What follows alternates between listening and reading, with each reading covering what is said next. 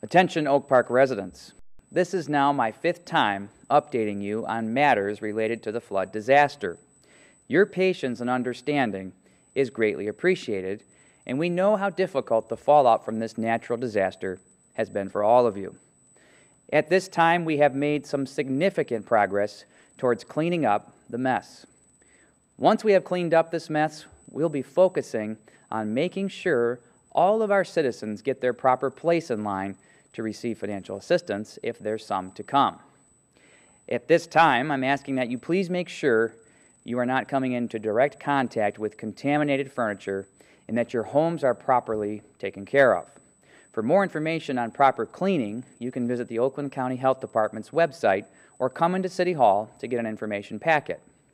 I want to talk specifically now about trash removal. We still expect, even though there have been delays, we still expect that all garbage will be removed by the end of this week. The city has spent upwards of $200,000 additional to make sure all of our citizens are safe and the garbage is removed. Our garbage company, as many of you know, is Tringali, and we share them as part of a larger contract with nearby communities. There is a fleet of about 14 trucks now in Oak Park, and their employees are working as much as 16 hours a day to make sure we can get the job done. With that said, garbage pickup, as I mentioned, is still 4 to 6 days behind the normal schedule.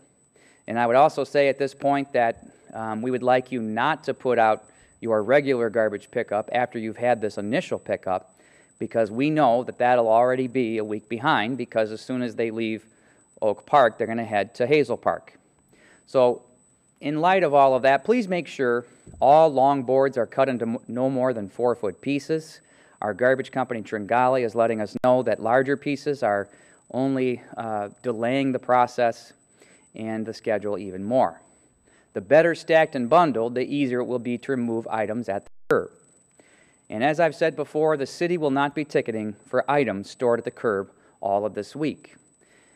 In addition, there are several large dumpsters stored in front of the ice arena on Oak Park Boulevard where people can drop off items directly if they have the means to do so.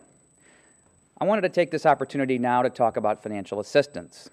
As many of you know, the city is still waiting to hear whether or not the state and or the federal government will be providing direct assistance. In the meantime, we'll be taking in claim forms located on the city's website or in person at the city clerk's office. You can bring these claim forms back to City Hall to the city clerk's office, or you can email them to flood@ci.oak-park.mi.us, or you can fax them to the city manager's office at 248-691-7171. I have to remind you at this point that filling out the claim form doesn't mean assistance will be provided. We're going to keep these forms on file, and we're going to supply them to the state and or federal governments if we're asked to do so.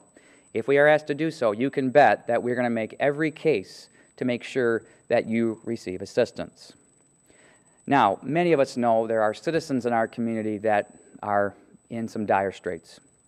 We are trying to identify those citizens and partner those citizens up with a whole bunch of different volunteer groups working throughout our community and throughout the entire metropolitan area.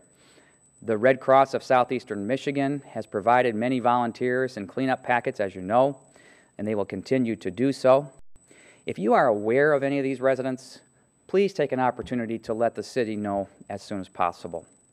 There are now 2 resource centers for those of you that may still have questions that are set up in Troy and Southfield. The one in Troy is at the Troy Community Center, located at 3179 Livernois, and the one in Southfield is located at the Southfield Pavilion at 26000 Evergreen. These locations, the one in Troy is open from 11 a.m. to 7 p.m. on Monday and Tuesdays, and in Southfield they're open the same hours on Wednesday and Thursday. I want to thank you again for your patience. Undoubtedly, there will be more updates to come.